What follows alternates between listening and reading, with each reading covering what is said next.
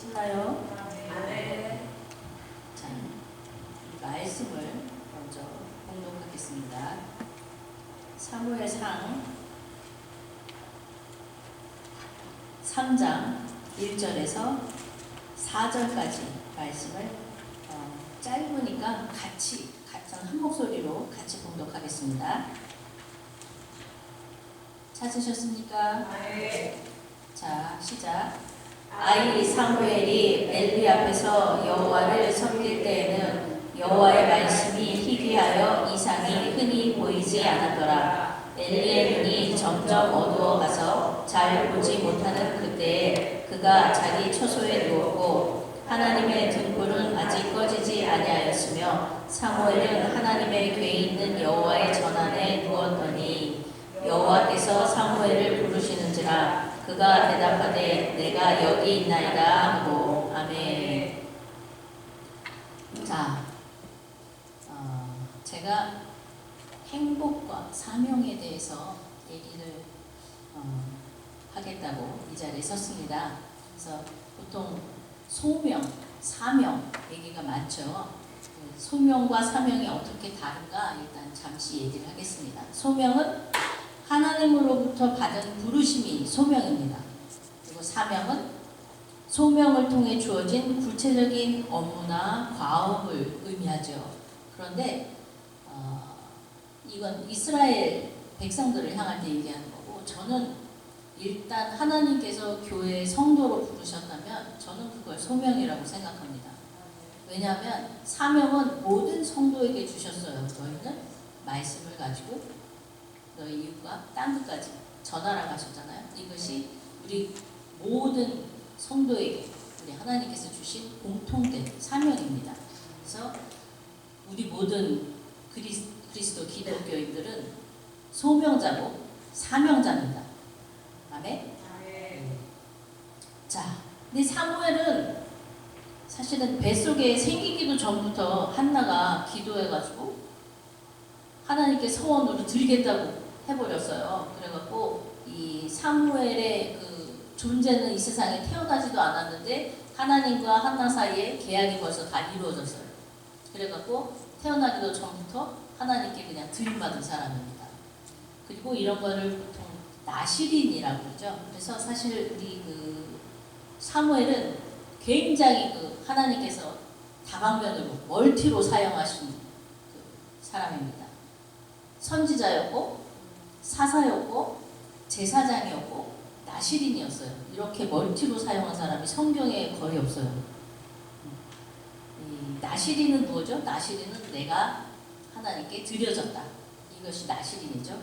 그 보통 상징적인 게 그 머리에 삭도를 대지 아니하고 머리를 깎지 않았다는 거예요. 삭도를 대지 아니하고 독주를 마시지 아니하고 포도에서 난 것을 먹지 아니하고 뭐 이런 여러 가지 룰이 있어요. 근데 한나가 뱃속에 있을 때 얘기를 했습니다.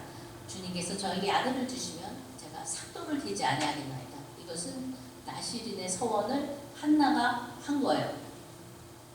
이해하셨죠? 네. 자, 이래서 사무엘은 여러 가지 롤을 한꺼번에 맡았는데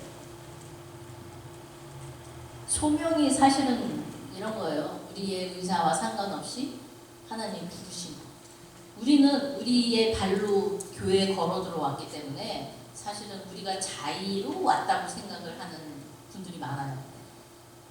사실은 아닙니다. 자의도 있죠. 자의도 있지만 하나님이 부르신 하나님의 은혜가 아니면 우리가 이 자리에 있을 수가 없습니다. 이 세상에 인구가 얼마나 많은데 생각해보세요. 그 중에 몇 프로나 하나님에게 정말 내가 하나님을 믿습니다라는 그런 말을 당당하게 할 수 있습니까? 우리는 하나님을 믿습니다라고 당당하게 믿을 수 있는 그 선택받은 사람입니다. 합치면 아마 1%? 2% 이렇게 될까요? 지금 현재 인구에 비하면. 그죠? 우리는 정말로 특별하게 하나님께서 부르심을 입은 사람입니다. 자, 이 본문은 이 사무엘이 특별히 선지자로서 사명을 받는 과정을 그리고 있습니다. 이 배경에 대해서 잠시 설명을 하겠는데요. 이때 엘리 제사장은 굉장히 나이가 많았어요. 그리고 엘리 제사장에는 홈노와 비나스라는 아들이 있었고 이 둘도 제사장의 임무를 같이 했습니다. 아론의 후손이죠. 아론의 후손이 제사장의 임무를 계속할 수 있게 되었기 때문에 그 엘리와 그 두 아들이 같이 제사장의 임무를 하고 있었습니다. 그런데 이 두 아들 홈니와 비나스는 별로 하나님이 기뻐하시지 않았어요. 뿐만 아니라 불량자라고 성경은 밝히고 있습니다. 얼마나 마음에 안 드셨는지 불량자라고 했어요. 그 행한 일들이 얼마나 안 좋았는지 제사의 음식을 제사 드리기도 전에 이렇게 집어 가버리고 사원을 혼내가면서 집어 가버리고 이거는 하나님께 드려지는 예물에 손을 댄 거예요. 지금도 굉장히 큰 죄입니다. 그죠? 그걸 제사장이 저질렀어. 뿐만이 아니라 그 성막에서 봉사하는 여인과 동침을 합니다. 이거는 레위인에게 가장 당부하신 너의 삶을 정결하게 하라. 정결한 삶을 살아라고 레위인에게 특별히 말씀을 하셨습니다. 레위기를 통해서. 그런데 제사장이 이렇게 음행을 한 거죠. 그래서 하나님이 죽이기로 작정을 하셨어요. 그래서 아무리 잔소리를 해도 더 이상 듣지를 않게 됐습니다. 그러니까 우리가 권면을 할 때 그 말씀을 받아서 듣는 것은 그건 행복한 겁니다. 이 권면을 듣지 않는다는 건 하나님이 더 이상 관여하지 않겠다고 말하는 거랑 똑같은 거예요. 그 사람의 상태가. 그래서 우리가 권면을 할 때도 중요하지만 권면을 받을 때도 굉장히 중요한 겁니다. 그러니까 그것을 그 염두에 항상 두셔야 돼요. 우리 이 믿음 생활에 있어서. 그리고 또 당부라는 것, 권면이라는 것도 그렇게 쉽게 하시는 거 아닙니다. 그 받을 만한 상태가 됐을 때 하셔야지 그게 약이 되는 거예요. 받지 못할 상태에 이렇게 했다가는 서로 좋지 않고 하나님께 그렇게 아름다운 상태가 되지 않습니다. 그래서 그 어떤 그 권면의 말씀을 저 사람을 향하여 이런 권면의 말씀을 하도록 주님께서 받으시면 그걸 반드시 기도로 검증하셔야 됩니다. 무슨 얘기인지 아시겠죠? 검증을 거치지 않고 바로 얘기를 하면 일나요. 시끄럽습니다. 막 싸우고 뭐 누구는 뭐 나가네 어쩌네 막 이런 말 나오면 이건 우리가 권면을 할 때 이거 잘못했다는 생각을 반드시 하셔야 돼요. 그래서 그 말씀을 권면을 할 때도 기도로 검증받아서 사랑의 마음으로 하셔야지 눈에 거슬린다고 하는 거 절대 아닙니다. 그걸 생각해 봐야 되는데. 자, 그래서 사무엘이 나실인인 것을 제가 말씀드렸습니다. 그리고 사무엘은 아론의 후손이 아니에요. 그렇지만 레위 지파입니다. 그 마치 사무엘상 시작할 때 보면 어디 사람? 에브라임 사람인 것처럼 얘기를 합니다. 그러나 에브라임 지파가 절대 아니에요. 그 사무엘은 레위 사람입니다. 그것이 역대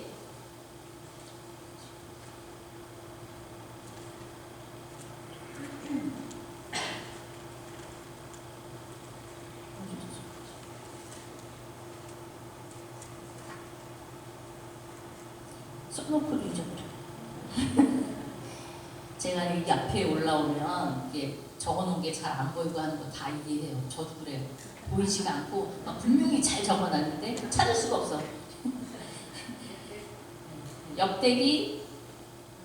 역대상 몇 장인가?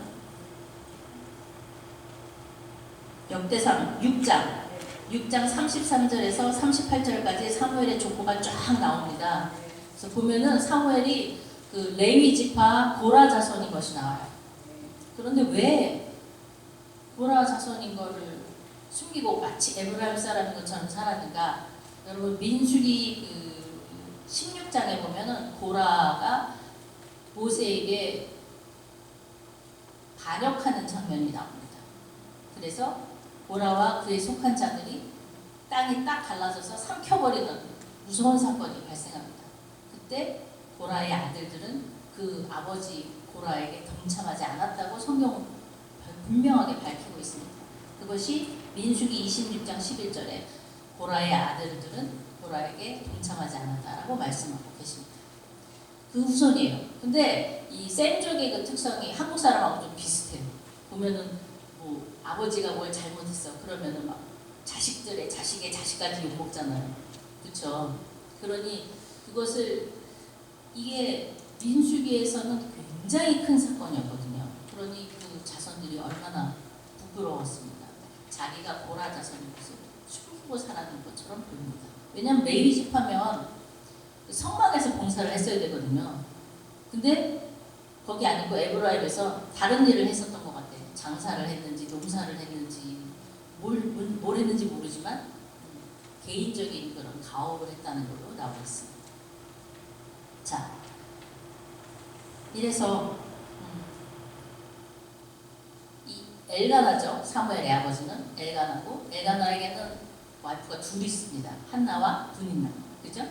근데 한나는 자식이 없었고 분인나는 자식이 여럿 있었습니다. 그래서 분인나가 항상 한나를 질투해서 자기 자식 있는 걸 자랑으로 해갖고 한나를 괴롭혔죠. 거기서 재밌는 건 엘가나가 맨날 그래요. 내가 너의 10아들만 하지 않느냐. 그죠? 그러면은 한나도 애가 없어도 10아들만 해야 되는 거 아니에요? 엘가나는 분인나라는 둘째 와이프가 없죠. 그래서 한나가 그걸로 너무 괴로운 거예요. 그래갖고 또 분인나는 그걸로 막 자랑을 하니까 왜? 엘가나가 한나를 얼마나 사랑하는지 아니까 분인나는 질투하는 거죠. 네, 그렇습니다. 이 세상은 그래요. 질투가 많습니다. 특히 그 한 남자를 여자가 둘이서 나눈다는 건 이거는 좀 얼마나 현대 사회에서 태어난 게 다행인지 모르겠어요. 할렐루야입니다. 정말로. 자, 그래서 이 한나가 너무 속이 상해서 기도를 하죠. 너무 속상해서 기도를 하니까 소리를 내지 못하고 기도를 하죠. 서원을 합니다. 주님께서 아이를 주시면 제가 주님께 드리겠나이다. 이런 놀라운 서원을 합니다. 그래서 그걸 보고 이 엘리제 선생이 저 여자가 술 마시고 주정을 하나 왜 소리가 안 나고 막 입술만 닭살닭살 하니까 혼을 내죠. 술 마시고 그러고 다니면 안 된다고. 아니라고. 내가 너무 마음이 안 좋아서 이렇게 기도하고 있다고. 그래서 그 기도 내용을 얘기합니다. 그랬더니 엘리제 사장이 네 기도가 이루어지길 원하노라. 가서 가라 그랬더니 이제 그 다음에 편하게 또 본인의 생활로 돌아갑니다. 한나가. 그리고 아이가 생기죠. 그리고 이 사무엘이 젖될 때 엘리 제사장에게 데려다 줍니다. 이게 쉬운 일이 아닌 것 같아요. 아니 얼마나 어렵게 난 아이예요. 근데 젖되고 나서 바로 갖다 줬어. 우리 디모데가 그 할아버지의 그 페이보릿이에요. 디모데도 할아버지를 너무 좋아해. 그래갖고 여기 처음 왔을 때 할아버지처럼 생긴 분은 다 쫓아다녔어요. 제일 된 집사님. 할아버지랑 좀 비슷하잖아요. 안경 끼시고 머리 하얗고 그러니까 된 집사님을 우리 디모데가 그렇게 좋아하더라고요.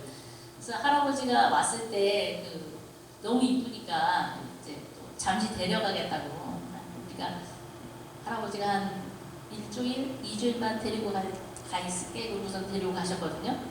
그런데 어느 사람을 만나서 우리 목사님하고 친한 분이었어요. 그분 차에 태워서 보내려고 그랬는데 디모데가 안 떨어지고 얼마나 울어댔는지. 그래서 디모데는 뉴욕에 남아있고 그래서 제가 데리러 갔어요. 한 3주 있었나 봐요. 뉴욕에서. 근데 딱 갔는데 얼굴이 반쪽이 됐어요. 얘가. 디모데가 볼살이 토실토실한 애였거든요. 그걸 보고 얼마나 마음이 아픈지 엄마가 할아버지 할머니가 분명히 잘해줬을 때 왜 얼굴이 저 모양이야.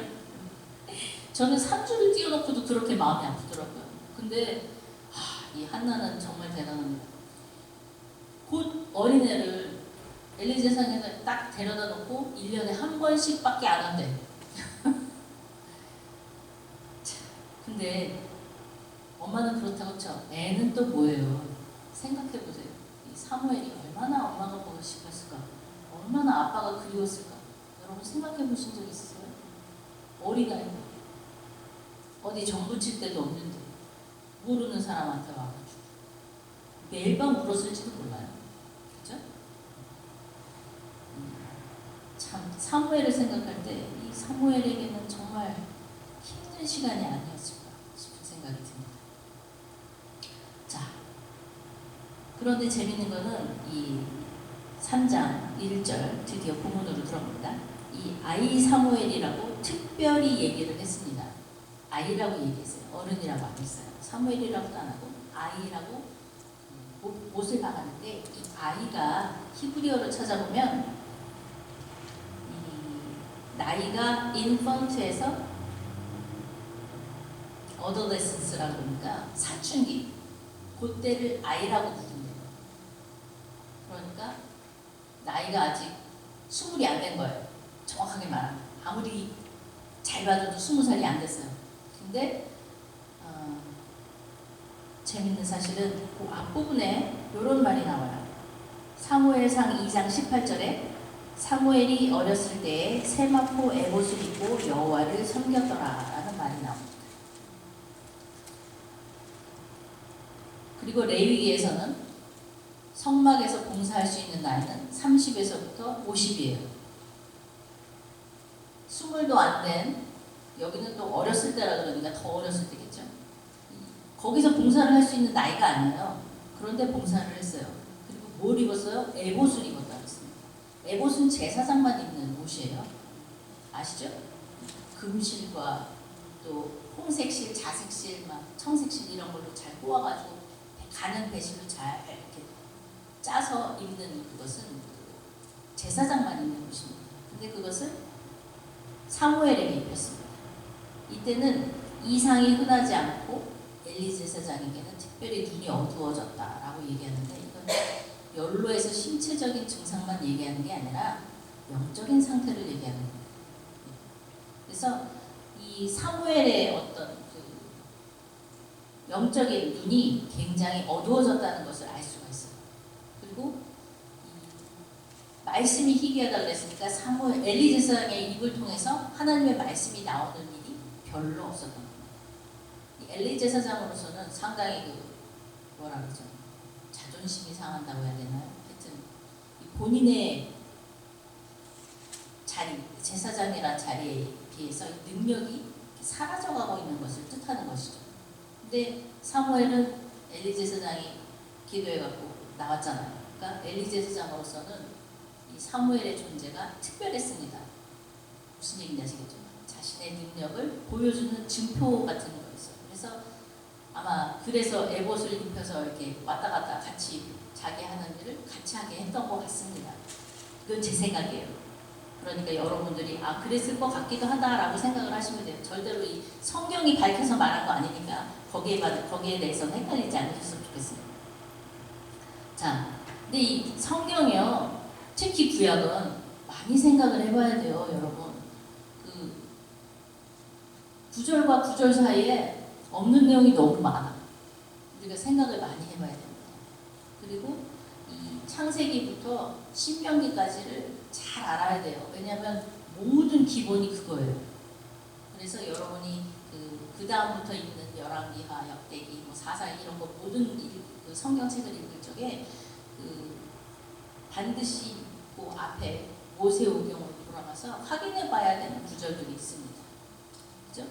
이 신약에 있는 그 수많은 사람들은 신약에 나오는 쫙 나오잖아요. 이 사람들은 이 성경에 다 밝은 사람들이에요. 특히 이스라엘 사람들은 성경이 굉장히 밝습니다. 어려서부터 수도 없이 교육을 받았어요. 누구한테? 동네 랍비한테. 그래서 그 외에 성인식도 성경을 막 잘잘잘잘잘 나와야 이게 성인이 되는 거잖아요. 성인식을 치러주고. 그러니까 12살이 되기 전에 이미 성경에 대해서 그냥 빠삭하게 알아야 되는 거예요. 아시겠죠? 네. 갑자기 말씀이 옆으로 샜는데 성경이 그만큼 중요하다는 거. 네. 그래서 여기에 보면은 제가 사무엘상을 읽으면서 자꾸 앞으로 이렇게 들여다보는 이유는 그래서 여러분들도 이렇게 자꾸 앞에서 찾아봐야 돼요. 이건 도대체 어디서 나온 말이지? 이건 또 어디서 증명이 되는 말이지? 이걸 찾아보시면서 읽는 것이 필요합니다. 자, 그래서 사무엘이 에봇을 입고 여호와를 섬겼습니다. 그래서 또 3절에 가면 하나님의 등불이 꺼지지 아니하였다라고 되어 있습니다. 그것은 이것은 같이 한번 찾아보죠. 성소의 등잔대에 대해서 얘기한 것인데 레위기 24장 2절에서 4절까지 다 같이 찾아서 같이 읽겠습니다. 레위기 24장 2절에서 4절 말씀.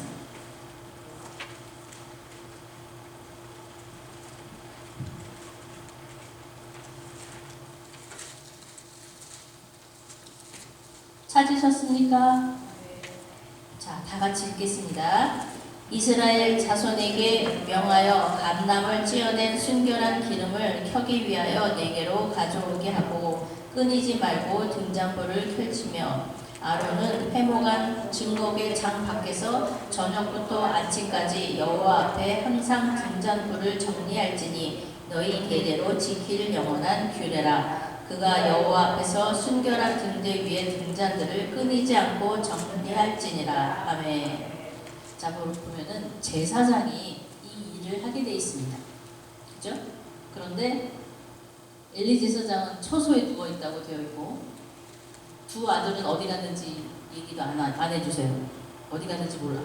그리고 어린 사무엘, 아직 나이 20도 안 된 사무엘이 거기 있는 거예요.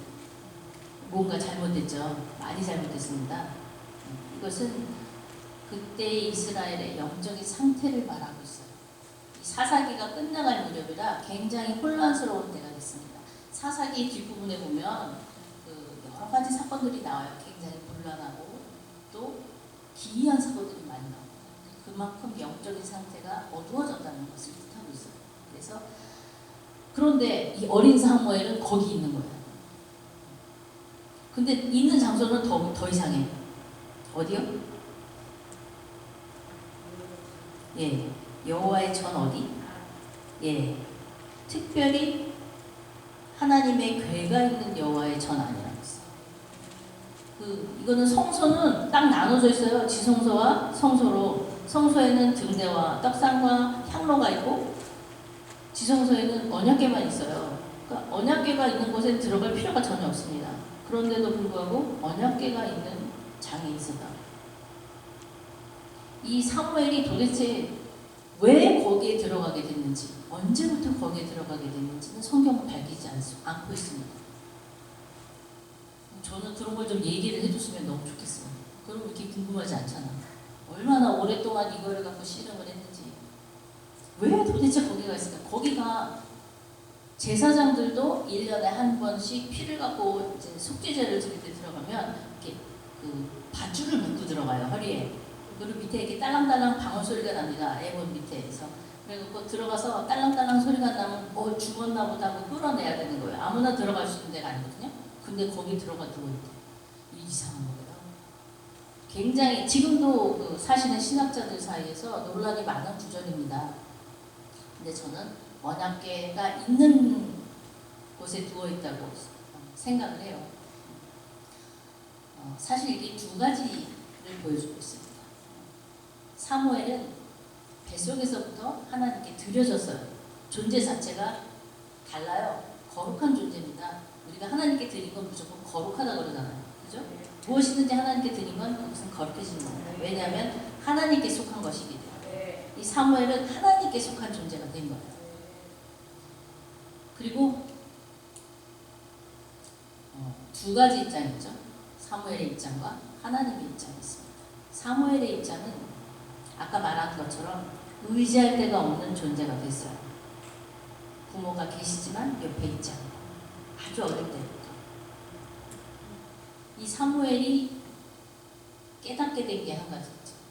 그 안에 있으면 아무도 사무엘을 건드릴 수 없습니다. 아무도 거기까지 들어와서 사무엘을 끌어내지 않아요. 그것은 사무엘에게 아버지 품과 같고 어머니 품과 같은 것입니다. 그러니 우리 어린아이가 거기는 카펫이 깔려있지도 않아요. 그냥 맨 땅입니다. 맨 땅에 마치 어머니 옆에 누워있는 것처럼 누워있는 거예요. 아이가. 무슨 얘기인지 아시겠어요? 이해가 되십니까? 예. 이렇게 어머니와 아버지에게 사랑을 구하듯이 옆에 누워있는 이 어린 사무엘, 우리 하나님의 입장에서는 또 어떻게 보실 수 있죠? 아들과 같습니다. 우리 현대 성도들이 예수님의 보혈에 의지하여서 이 성전에, 이거는 성막이 찢어진 이후에 일어난 사건입니다. 우리가 예배를 이렇게 전환해서 드릴 수 없었어요. 아시죠? 네. 이 예수님의 보혈에 의지하여서 아버지께 양아들이 된 우리들이 있죠. 양자된 우리입니다. 양아들, 양딸이 된 거예요. 그래서 자녀로서 이 전에 들어와서 우리가 예배를 드립니다. 사무엘은 이것을 예표해요. 이해하셨습니까? 예. 당신에게 사랑으로 의지하여서 안식과 안전으로 나아오는 이 사무엘을 하나님은 벌하실 수가 없는 거죠. 그죠? 예. 우리 하나님은 그렇게 법은 법이야 이런 분이 아니에요. 예. 법은 법이야 이런 분이 아니에요. 성경을 자세히 보면 굉장히 예외가 많습니다. 왜? 하나님은 본심을 보시는 것이지 형식에 구애되는 분이 아니기 때문에 그렇습니다. 자, 이렇게 하나님의 입장이 그렇습니다. 아들을 보는 것 같은 거예요. 나중에 올 성도들을 보는 것 같은 겁니다. 우리는 시간과 공간에 갇혀있는 3차원적인 존재이기 때문에 이런 느낌을 잘 몰라요. 뭐든지 이거는 뭐 예수님이 태어나시기도 전인데 막 이러는 걸 많이 우리가 그 성경을 읽으면서 궁금증을 갖습니다. 그러나 우리 하나님은 이런 3차원적 세계에서 존재하는 분이 아니에요. 영적인 것은 이 차원을 넘어서는 존재입니다. 그렇기 때문에 우리가 알고 있는 3차원, 그 다음에 4차원 우리 그거밖에 모르잖아요. 우리 4차원은 가본 적도 없어. 근데 뒤에 보면은 예수님이 그러죠. 분명히 살아계신데 벽을 통과해서 막 들어오시죠. 그리고 이곳에 잠시 이곳에 계셨는데 갑자기 저곳에 계시죠. 뭐죠? 시간과 공간을 초월한 존재가 된 거죠. 왜냐하면 하나님은 원래 예수님은 원래 그런 영적인 존재로 되었습니다. 그래서 우리가 읽으면서 많은 궁금증을 갖는 것은 저는 좋다고 생각해요. 이건 성경책이야. 무조건 받아들여야 돼. 읽지 마시고 성경책을 읽으실 때 이해가 안 되는 건 궁금증을 다루세요. 그리고 물음표를 다루면 기도하시면서 하나님께 반드시 여쭤보세요. 하나님이 분명히 묻는 자에게 대답하신다고 하셨거든요. 네. 자, 그래서 이 사무엘을 우리 하나님이 가만 볼 수가 없었어요. 말을 거십니다. 사무엘아, 사무엘. 사무엘에게는 전에는 어떤 일이에요? 그래서 사무엘이 엘리사 사장에게 뛰어갑니다. 부르셨습니까? 아니, 안 불렀어. 가라. 갔어. 또 불러. 또 뛰어갔어. 아니야, 가라. 돌아갔어. 여기 거리가 얼마나 되는지는 잘 모르겠는데 밤에 바빴습니다. 사무엘이 왔다 갔다 또 불러. 또 뛰어갔어. 그랬더니 엘리사 사장이 이제 눈치가 딱 왔어요. 부르면 이번에도 또 부르는 소리가 들리면 내가 여기 있나이다 해라. 그렇게 얘기를 하죠. 그래서 사무엘이 그 말을 기억하고 또 부르셨을 때 내가 여기 있나이다 라고 얘기를 합니다. 그때 하나님께서 주신 말씀은 굉장히 무거운 말씀이었습니다. 왜냐하면 스승인 엘리 제사장의 집안을 쳐버리겠다는 무서운 말씀을 주십니다. 이게 사명이에요. 이 사명은 그렇게 아름답고 즐거운 일이 아닙니다. 무슨 얘기인지 아시겠죠? 전도하고 선교할 때 여러분 너무 감사하다는 사람 거의 없어요. 전부 욕하고 다 듣는 얘기야 이러고 그죠? 전도해 보신 분들 다 알잖아요. 그게 사명입니다. 사명은 욕먹을 말을 해야 되는 거예요. 그러니 이 사무엘은 얼마나 또 두려웠겠습니까? 그 다음에 말을 못해. 그래서 엘리 제사장이 물으니까 여러 번 물으니까 간신히 대답하는. 무슨 얘기인지 아시겠죠? 이 사명이라는 것은 그렇게 쉬운 게 아닙니다. 근데 사무엘은 처음 받은 사명도 상당히 그 부담이 컸어. 그리고 그 이후로는 사무엘에서 입에서 나오는 말이 하나도 땅에 떨어지지 아니하여서 온 이스라엘이 하나님이 사무엘을 선지자로 세웠다는 것을 깨달았다고 했습니다. 네. 자, 그리고 저는 이제 행복에 대해서도 오늘 얘기하겠다고 했는데 이런 사무엘이 자라서 제사장이 되죠. 사사가 됩니다. 그리고 선지자가 됩니다. 사사는 뭐죠? 왕처럼 다스리는 거예요. 저지라고 해서 영어로는 다스리는 건데 이 사무엘이 나이 들었을 적에는 이스라엘 백성이 사사가 이렇게 왔다 갔다 하면서 그런 게 못마땅했어요. 전쟁이 나면 사사가 그러면 다 나가야 되잖아요. 이것도 못마땅했어요. 그리고 왕이 있어서 군대가 있어가지고 이 적이 쳐들어오면 왕이 알아서 부들부들 나가서 어떻게 싸우길 바라는 거지 내가 싸우는 게 싫은 거야. 그래서 왕을 달라 그러죠. 그래서 사무엘이 하나님께 속상해서 얘기하죠. 왕을 달라 그럽니다. 사무엘은 내가 능력이 떨어지니까 이스라엘 백성이 왕을 원하구나 생각을 했던 것 같습니다. 그렇지만 하나님이 그러시죠. 저들은 너한테 하는 게 아니라 나한테 하는 것이다 라고 얘기하죠. 그래서 살아생전에 사사로 마지막 사사가 되죠. 이스라엘의 역사의 마지막 사사가 됩니다. 사무엘이. 그래서 이 사무엘은 그래서 사사의 자리에서 물러나는 왕을 세우는 그런 사람이 됩니다. 그래서 왕을 세운 게 사울이죠. 그리고 사울을 되게 이뻐했어요. 사무엘이. 아들처럼 생각했던 것 같아요. 그래서 사무엘의 그 마음이 변해서 하나님이 버리셨을 때 사무엘은 웁니다. 속상해서 눈물을 흘렸다고 했어요. 얼마나 속상했는지. 그랬더니 하나님이 그것까지도 좋아하지 않으셨어요. 눈물을 보이지 말라고 하셨어요. 이 사명이라는 것은 감정, 우리의 정이라는 거. 십자가의 정과 욕심을 못 박으라고 그러잖아요. 우리의 정을 하나님께 드리는 겁니다. 되게 어려워요. 저는 중보자로서 말씀드리는데 중보자들이 기도할 때 가장 힘든 게 자식 기도예요. 이거를 중보자의 입장에서 기도를 해야 되는데 모성이라는 건 죽지를 않습니다. 분명히 아침에 기도하면서 내가 모성을 십자가 못 받고 중보자로서 내 자식 위해서 기도한다 그러는데 이 모정은 있잖아요. 저녁이 되면 막 부활을 해요. 아무 상관이 없어. 내가 아무리 십자가에 때려박아도 그 다음 날이면 다시 부활하는 게 모정입니다. 그래서 이 모정은 그런 거예요. 정이라는 게 그렇게 어려운 겁니다. 욕심을 못 박는 건 차라리 쉬워요. 아시겠죠?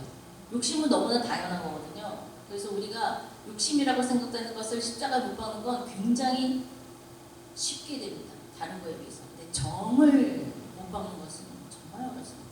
중보자들의 보통 그걸 해야 돼요. 중보자로서의 사명이 그것입니다. 왜냐하면 하나님의 기도, 하나님이 듣고자 하는 기도를 해야 되는 거거든요. 무슨 얘기인지 아시겠죠? 하나님이 듣고 싶은 기도를 해야 되는 사람이 내가 하고 싶은 기도를 하면 안 되는 거거든요. 그래서 모정을 갖고 기도를 올려드리면 안 되는 거예요. 그것이 사명자의 생활입니다. 여기 제가 말한 거죠. 이 사무엘이 엄마로부터 떨어지고 아들처럼 사랑했던 아들처럼 사랑했던 사울을 버리고 다시 어린 다윗에게 기름을 붓는 거죠. 사명이라는 건 그런 겁니다. 그래서 우리가 주의 종이다 뭐 이러면은 그 콜링을 받을 때 굉장히 젊은이들은 힘들어해요. 왜냐하면 이런 많은 일들, 사명자로서 사는 것들에 부담을 느끼고 내가 원하는 것을 많이 포기해야 되고 행복한 삶을 살 수 없지 않을까 하는 불안을 갖고 있기 때문에 그렇습니다. 요즘은 사실 21세기 들어면서 제일 사람들이 관심을 갖는 게 건강과 행복입니다. 건강한 생활, 행복한 생활. 이거 굉장히 추구해요. 근데 행복이 무엇인지 아는 사람은 별로 없어요. 그냥 행복이라고 말하지. 자기가 느끼기에 행복하면 행복한 거라고 생각하는데 그럼 도대체 행복이라는 말은 무엇일까요? 잠시 좀 생각을 좀 해보겠습니다. 행복 한문으로 나오죠? 보이시죠? 행복 보이십니까? 네, 이 행복이라는 글자가 한자인데 다행행자의 복자입니다. 다행이라는 건 뜻밖의 행운을 말한대요. 재미없군요. 자, 뜻밖의 행운. 좋은 일이 우연히 찾아오는 것을 의미합니다. 그리고 이 글자라는 것은 일찍 죽을 요와 거스를 역이 합쳐지는 거예요. 그러니까 일찍 죽을 운명을 거스리는 거. 행운이죠. 무슨 얘기인지 아시겠죠? 네, 그 의미를 뜻합니다. 그래서 안 좋은 일과 죽음 그 자체에 반대되는 것을 뜻합니다. 이게 원래는 또 죄인을 묶는 형틀하고 모습이 비슷하대요. 그러니까 그 고난을 이겨서 얻는 행운을 뜻하기도 한대요. 그게 행자의 뜻입니다. 우리 복자는 여러 가지가 합쳐져 있어요. 이 물질적인 풍요나 좋은 일을 얘기하는데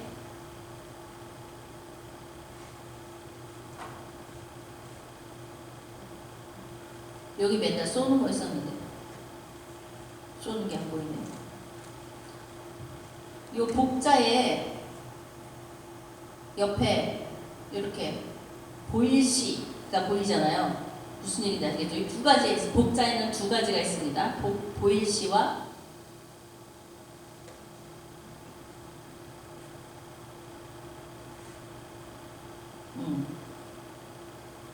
보일시, 그리고 그 옆에 있는 게 충만할 복이래요. 근데 보일시와 복자는 어떠냐면 한일자, 입구자, 받전자가 있어요. 이해하시죠? 예. 끄덕끄덕 하시는 거 보니까 이해를 하신 것 같아요. 이건 또 아멘하기 되게 애매한 얘기니까. 이건 무슨 뜻이냐? 나 하나의 입에 풀칠할 만한 경제적 기반이 있어서 그것을 쳐다만 봐도 흐뭇한 상태를 얘기한대요. 엄청나게 소박해요. 사실은 현대인들이 바라볼 때. 요즘 현대인들 굶어 죽는 사람 별로 없잖아요. 그러니까 사실 현대인으로 입장에서는 행복한 거죠. 항상 일찍 죽은 차 사고나 이런 걸 나지 않지, 불의의 사고나 이런 것이 나지 않는 한 이렇게 쉽게 이렇게 죽을 수 있는 사회가 아닙니다. 현대는. 그죠? 의료시설이 너무 잘 돼 있어가지고. 그러니까 사실은 현대인은 다 행복해야 돼요. 근데 아니잖아요. 그죠? 우리가 행복하다고 느껴지지 않으니까. 우리가 행복이 뭔지 잘 모르는 거예요. 행복이 규정하는 것은 이겁니다. 우리가 딱 봐서 아 내가 이 정도면 충분히 먹고 살겠네. 이거를 보고 흐뭇해하고 내가 건강하고 이러면 행복한 거라는 거예요. 그죠? 근데 우리가 이 사무엘을 생각할 때 행복하게 살았다는 생각이 전혀 안 들죠. 그렇지 않아요? 슬픈 일이 너무 많아. 엄마를부터 어려서부터 떨어지고 또 사랑하는 자식처럼 사랑하던 사람이 그렇게 되고 또 이스라엘을 위하여 헌신을 했는데 평생을 나중에 필요 없다고 이런 식으로 받아들일 만한 말을 하고 이러니까 이 삶이 그렇게 보람차고 행복하다라는 생각이 들지 않잖아요. 그죠?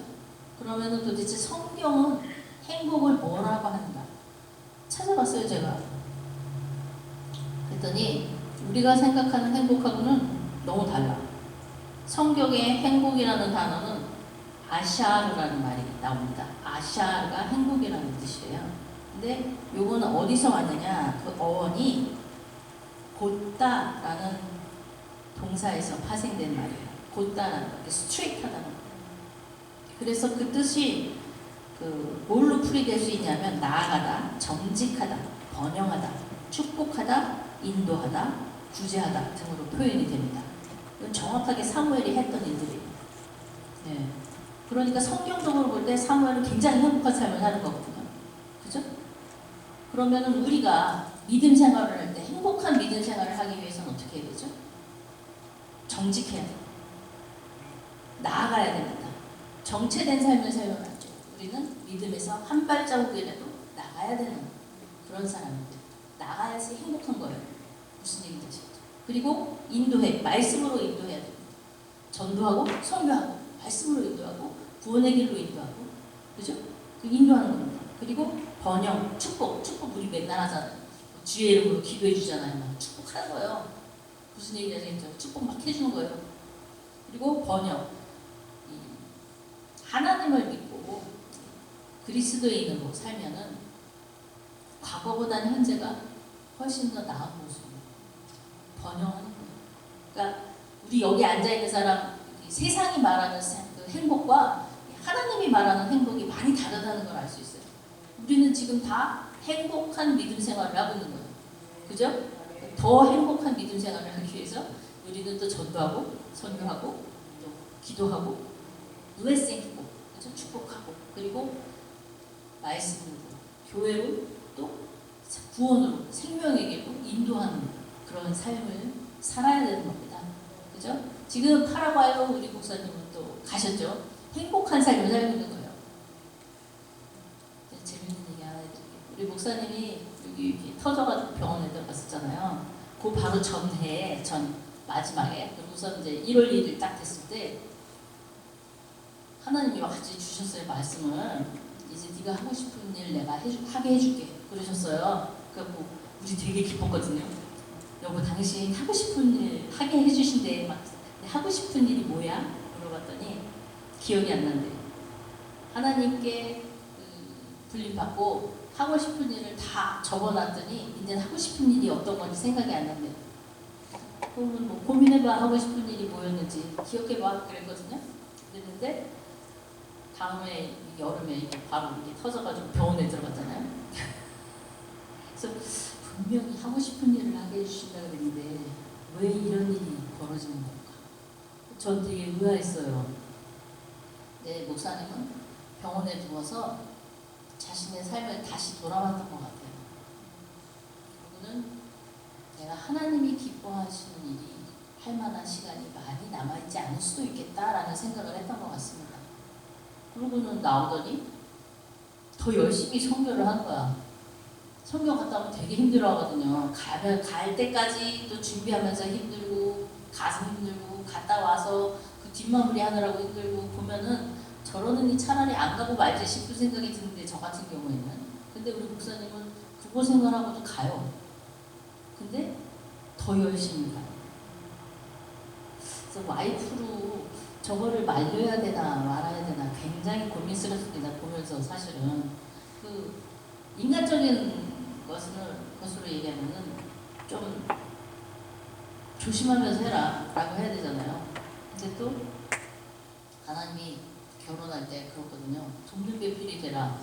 그러면은 이 목사님이 하는 일을 도와야 되는데 말릴 수가 없잖아요. 그래서 지금도 이제 계속 기도하고 있는데 굉장히 딜레마가 느껴집니다. 그래서 정과 십자가의 정과 욕심을 못 박으로 했으니까 매일 아침마다 이제 기도를 하면서 그래 와이프 이기 전에 돕는 배필이고 또 중보자니까 주의 일을 잘하라고 기도를 해야 되겠지. 그러면서 이제 기도를 하는 거예요. 그래서 기도하면서 주님 저 주님 시키는 일 잘하고 있습니다. 그러니까 좀 봐주세요. 그러는 거죠. 건강하게. 자, 사람이 무엇으로 자기의 행복을 삼는지 세상은 굉장히 그게 불분명해졌어요. 그죠? 요즘은 행복이라는 거에 굉장히 그 기대 수준이 높아졌습니다. 옛날에는 그렇지 않았어요. 우리 기독교인은 더 그렇지 않습니다. 그런데 우리 살면서 세상에 너무 이렇게 우리가 노출이 되니까 세상의 생각이 젖어 들어오는 거죠. 그래서 우리도 가끔 착각해요. 우리는 행복하지 않다고.